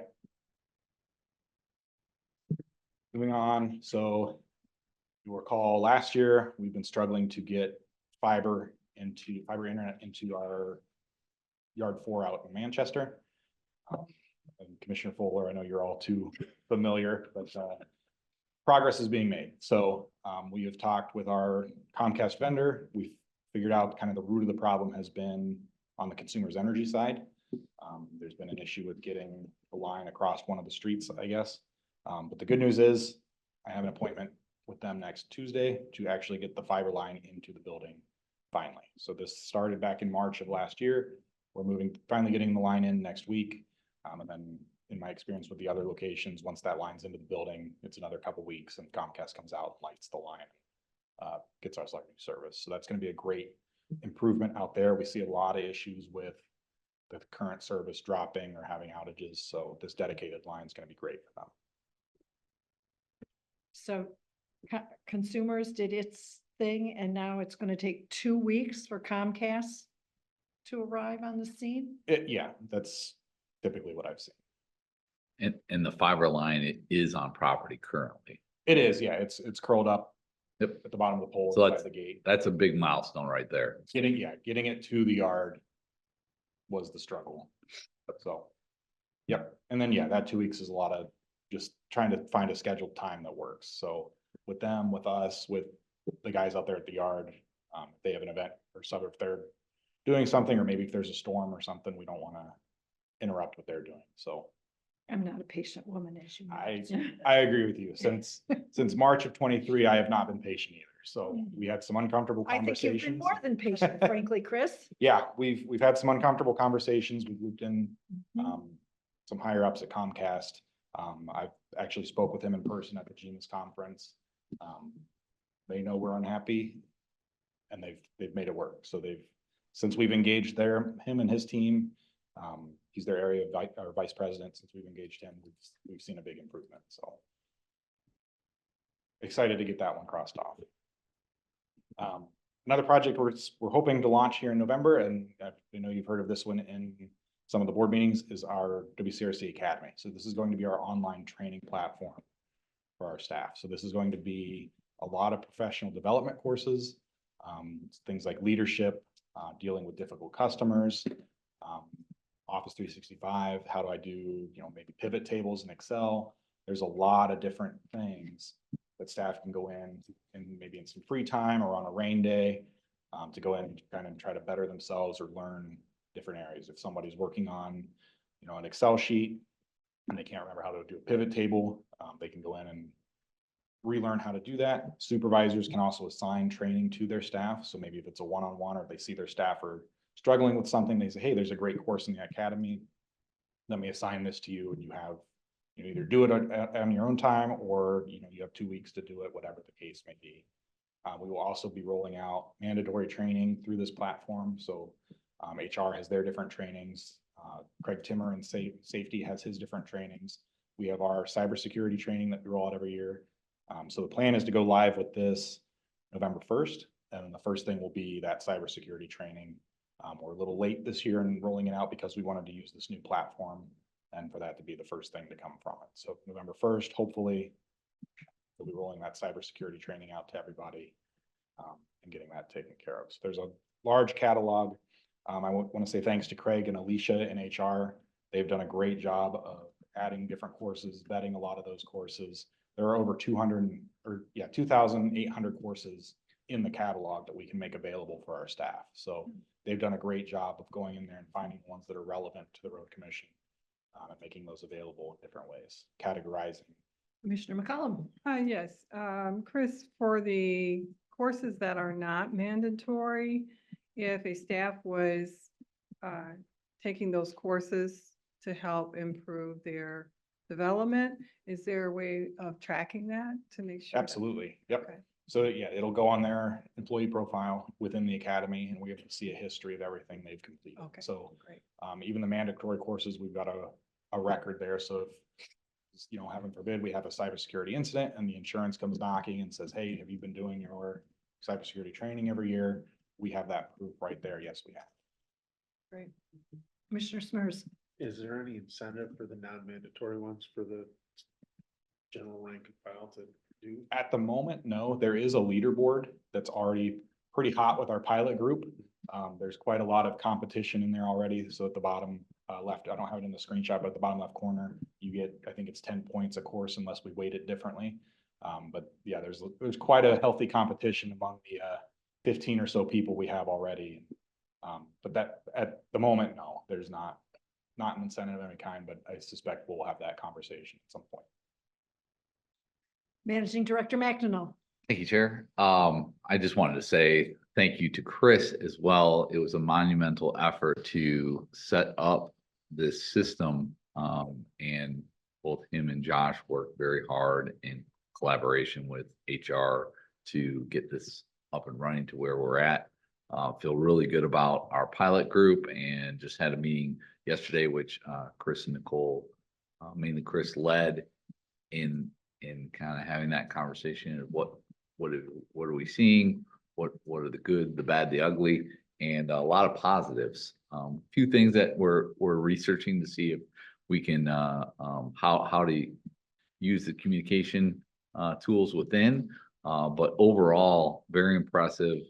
I'm excited to roll this out and for our organization to start using it.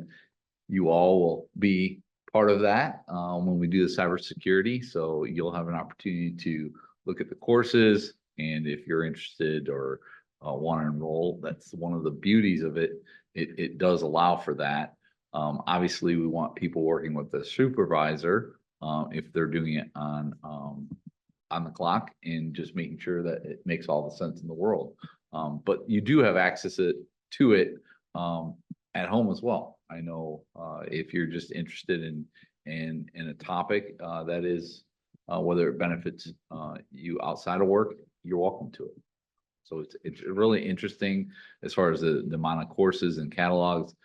There's a lot of work going into vetting these things and making sure what we're providing access to is just the tip of the iceberg on what is available. So I'm really excited for it. Yeah, there's a lot of potential here. I mean, among those, or in addition to those 2,800 courses, we're also able to create content too. So the example I gave in our meeting yesterday, I encouraged our pilot group, if you have suggestions, let me know. Let's try to record some of these. And the example I gave was like a cone setup drill or something. If you want to, I spoke with Ken Harris, our superintendent. I was like, if you want to demonstrate, in the parking lot, how to set up cones or whatever it may be, we can film that, add audio to it, and add it to this platform so that our staff aren't having to train in person every single person. They can go through and watch the video or whatever it may be. Now, there's value in some of that in-person training too, so we want to be cognizant of that, but there's a lot we can do with this system. I know Craig Timmer is working a lot with some of the MIOSHA standards, trying to figure out how we can integrate those in here too. So he has one of the create licenses too, to try to create a lot of those MIOSHA trainings. And so yeah, there's a lot of potential here. There's a couple courses already that we've made that pilot group was very happy to see too. So yeah, really excited here. Commissioner McCollum? Will there be anything like about business or budgets and things like that, or is this just operational type stuff?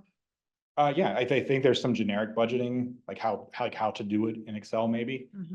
But that's a great idea for Mr. Ackerman over here.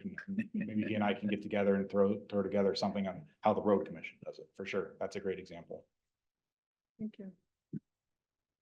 I know Alicia Held in HR and I have talked about putting together a course bundle, so just a bundle of different courses for new hires too. Here's how we do get gas at the fuel island. Here's how we, cybersecurity. Here's how we do timekeeping. A lot of different things that she has to coordinate with directors or other supervisors to have a time with that new hire to sit down and do it. It's a lot of scheduling on her end, so we can try to automate some of that to be assigned through this WCRC Academy. That would be great. But again, keeping in mind there is value in that face-to-face, let's go out and actually do this together type training too. So And one of the benefits of the learning management system is it tracks all the training that an employee receives. So having a system, whether it's even if we have in-person training, we can still track it through this. yep, absolutely. Okay. So upcoming projects. So the next project after the academy, we are going to look to move our X and W drives to SharePoint. So SharePoint is already something that we're paying for with our 365 subscription. We will probably need to pay for a couple other licenses to increase that storage quota. But the intent here is to try to get rid of our file server. So all of our files will be available in the cloud and not necessarily have to be connected to a VPN to do that. The biggest thing that it allows though is for multiple people to be in a document at the same time. We've seen that with OneDrive. A lot of people love that feature so that we can sit in conference rooms with each other, but all be in the same Excel document. I know come budgeting season that gets used a lot. So we're excited to move that. Another thing we're looking to do is create a WCRC help center. So while IT uses a ticketing system for requests, a lot of the other departments do not. So we're trying to make one central hub for IT, HR, finance, the shop when it comes to vehicle maintenance, facilities for facilities requests. A lot of those teams are using just email right now, or when they see, our facilities manager, Dennis Bussey in the hallways, like, hey, that light in my office is out. You get to that when you can. This is going to help those teams a lot with staying more organized, making sure all the requests are handled, and they too will have that history of what they did for somebody or when and where or how it was done. So the other thing I've heard from HR is if one of them is on vacation, a driver or somebody may email Nicole, our HR manager, and she might be out for 2 weeks, and then they wonder why nobody's getting back to them. So this is a way that their whole team will see what requests have come in, very similar to how IT handles it. And then the last one there for this year, Josh Summerhill, our analyst, is looking at a program called CASE. So this will be a behind the scenes tool for IT. But I believe he started yesterday with integrating this. But what this will do is allows us to image or install software on laptops for staff much easier. So right now we're relying on either manually, or sorry, let me back up. This will be for when you get a computer refresh or a new hire. So right now, Josh is having to go through, click through the Windows 11 setup process and either install stuff manually or rely on scripts that he or I have written to try to automate some of that. Either way, it's a lot of time on his end to do that. And it's a lot of clicking and, having to sit at that laptop as we call it an image, but as he's building the software out on that laptop. So what this case solution will do, it's a cloud solution that he's able to set the installers for each software. So like a Google Chrome or RoadSoft, he can queue those up, and when that laptop hits our network, it installs all that automatically for him. So you can line up all the refreshes next year on the calendar. Basically tell them all to go, and it's going to image all those for him and save him a lot of time. So that's going to be exciting for him. So I believe he started that yesterday with the vendor. Looking to next year, firewall replacements. This is very similar to the servers this year. It's time. That's going to be 2. So we have 2 at this yard. One of those is for redundancy. Because all of the other yards feed back into this yard, we wanted to make sure that there's a redundant firewall. If there was a hardware problem, primary, it immediately goes to the secondary, so we can figure out what's wrong with the primary, and there's no service disruption. So there's 2 at this yard, and there's 1 at all of the other yards. We were looking to replace those. Included in that $44,000 quote is our Wi-Fi access points. So those will be the white looking spaceships that you see in the ceiling. There's one under this podium if you want to take a look after the meeting today, but that's what allows access to the Wi-Fi. It's just like your router at home. But those are typically the same brand as the firewall. So those will be replaced as well. And then network switch replacement. So the switch, it's not as you would think as like a light switch, but that is what distributes the internet and the network to all of the cubicles. So in every cube, there's a network jack. That line runs back up to the IT room and plugs into the switch. So that kind of distributes it across the whole organization. And it's also what distributes it to all of the Wi-Fi access points too. So that is another unit that is due to be replaced. That's actually been in place since before I started in 2018. So we've got a lot of life out of that, and it's been great. Knock on wood somewhere, everywhere, I guess. But yeah, that'll be on our list to replace next year too. And with that, I am finished. Any questions on anything or anything I didn't cover? Mr. McDonough. Thank you, Chair. Just one that I wanted to recognize as well that helps make the learning, the academy possible is we did provide emails for all of our employees, included our drivers. So that was a part of the Learning Academy, but it was an important one too, because it has opened up a lot of opportunities to communicate with our employees. And that was a big step that I thought it was worth mentioning. And thank you for the speed at which we were able to do that. Yeah, absolutely. I mean, that, like Matt said, that's been a great communication tool so far, with making sure everyone in the organization has a way to email our drivers now. They know their email address. And I think it even got us a point on our secure score. So because we had personal addresses in there listed as contacts in our tenant, Gmail addresses, whatever else it may be, old domains, Hotmail, whatever it might have been. So yeah. I think it Any helped with that. AOL.com. I'm sure there were. There were, absolutely. I'm sure there were. Yep. And even today, we had a new employee orientation. Two gentlemen started today, and one of them already had that on their phone, the Outlook app, and had, yeah, I've got my email, I'm all set. That is great. So come a long way. Yeah, that was a fun activity. We had all the drivers come into the break room and showed them how to do it. Everyone lined up at the kiosks and got into their emails, and yeah, it was good to see a lot of the people. Majority picked it up pretty quickly, and then they even helped some of their colleagues to get signed in And get it on their phone if they wanted it. Yep. Yep. Yeah, so Worked out great. That's been great. What else? Oh, we have movie time, yeah? This is show and tell for Adam Cool. or Chris, Nope, yeah. I'm out of here. Chris, Thank you very much. Chris. great job, Chris. Thank you. But, Josh, are quite the Christine, wizards here. like I say, you're the I see you more the mentor than, I understand you want to learn. I'm the same way, but Yeah, I just see you more there with your knowledge. thank you. I appreciate that. Thanks.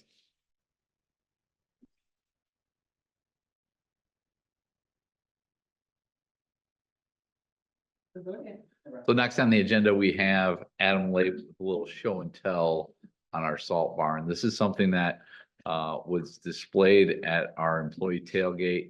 But we thought it was worthwhile to at least present it to you at the working session here so you could see it. Good morning, Adam Lape, Director of Operations. So you're gonna have a 3-minute video here. Some of these videos portions you've already seen. So we're gonna kind of fast track ourselves, and you see we're coming into winter. This was last year. Fast track ourselves to about March or April of this year, and we started the process of the actual concrete. So this would have been last fall. Those the footings and. Yeah, all the- working through the footings and the wall pours. So this you all have probably focused with and familiar with, I should say. So in about 10 or 20 seconds here, we'll start getting to actually start hanging All some these lumber. little, look like robot dudes. Yeah, so that is Besh Builder. So as you can see, they worked pretty good once they were finally able to get here. They're We had fast. some delay on the onset of the project, but you see we're getting our brine tanks he- there. Fax that in. Yeah, those are some fun deliveries those days. So they hoisted those with the crane and set them in place. And you can see a little bit on the kind of the top of the picture, there, a little bit of white. They're actually set on thick concrete slabs there so they can support all the weight. So yeah, nice little crane there, and they hoisted that up in there. So we have 4 of those, about 60,000 gallons, give or take, of liquid that we can house here in this facility.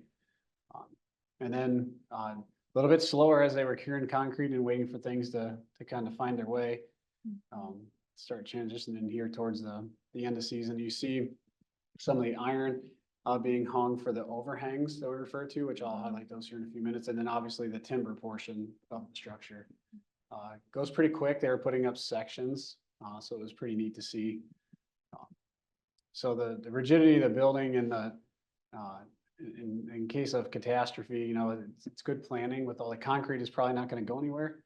If there's ever a serious catastrophe that, you can replace timber. So that made us a little more mobile with this building. And there's one of we refer to as a lean-to, but the overhang portion there. That's on both sides of the building. There, they're sitting the actual joist there for the floor. Then we get into the 1 or 2 times that it snowed last year, but as you can see, there's a little bit of movement there. They are braver than I am, but they kept working, trying to keep the schedule. With those initial delays we had, we worked pretty hard to try to stay on task there. So they're laying the sheeting for the roof, and then you'll see here in a little bit, follow it up with a little bit of membrane, and then we'll actually put the steel roofing on there. You see the red going down. Not the most exciting part of it, but that was kind of getting us towards the end. So that's where we started getting excited. So here you see some more of the spring work, late spring work probably at that point. Now we have concrete, and you see that. So in a couple weeks, we've called for the data. We did finally get the current, well, it's not current anymore. The original dome was finally removed last week in the course of about an hour and a half. We went inside and came back out and it was gone. A lot faster than we expected. Only took a few hits and the whole thing kind of found its way to the ground. And then it was, the rest of the week was just cleanup. So the Blue Star group did pretty good. We were delayed a little bit getting permits to get that started, but inevitably it's gone now. And so now we have another flat space to either build future buildings on or actually use for some material storage, which will be kind of the short-term use for right now. But yeah, so we pulled for that data from our signal system, which kind of records all the use, or our vendor that records that for us. So they'll give us that data. And then here in a couple weeks, we'll show you that. But Not as exciting as we wanted. It was pretty fast.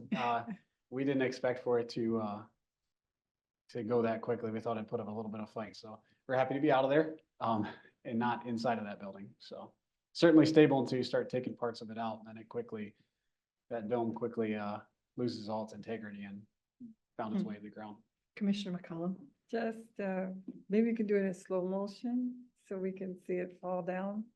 Yeah, so we can slow it all down. Thank you. And like I said, it happened pretty quick. So we have a couple cell phone videos as well. I can show you those offline as well that are kind of fun to see. But yeah, it was a lot of noise, a lot of dust, and away it went. So yeah, we'll slow it down. You'll be able to see the process. They kind of pecked at it for just a few minutes and almost used it looked like a pair of scissors, but really it was just the excavator bucket. And they just scissored out a little portion of it and then just touched it, and it just all started to set right down on itself. When they build those, they blow up a balloon, and then they pour the concrete on it. It's quite an interesting process. So once you take that integrity out of one portion of it, the structure, There's nothing. it just comes right in. Like an arch. Take the That's a paper cornerstones mache. out. Basically is, it's just out of You do a concrete. paper mache. Yeah. Yep. So super strong, until you take a portion away. So luckily we never did that. So now we're moving on. So appreciate everybody's support. We've kind of made our way through it. Dennis Bussey, the facility supervisor, oversaw the whole project and got us to the finish line here. We have a couple of punch list items and we'll be able to move on. So good partnership with the state of Michigan, so Department of Transportation, and we have plenty of material storage now for the future. And we're ready to fill it. Yeah, unfortunately, I have to admit that. Yeah, we have about 3,300 tons in there right now. We can put considerable more if need be, but we'll wait and start honoring some of our 2024 and 2025 salt contract here shortly. But plenty of material to start the year, and then some other mixed material that we use as well for some of the unpaved roads. And lots of liquid. We have lots of liquid in there. So. Impressive. Questions, comments? No? Thank you. Thank Thanks, you, Adam. Adam. For showing us that, walking us through it. That concludes what we had to present. All right. There's no further business for the working session. A motion to adjourn, please. So move. Second. Roll call, please, Aaron. Commissioner Joanne McCollum. Yes. Commissioner Jeff Smurs. Yes. And Commissioner Burt Buller. Yes, the working session is adjourned. See you all at 1 o'clock.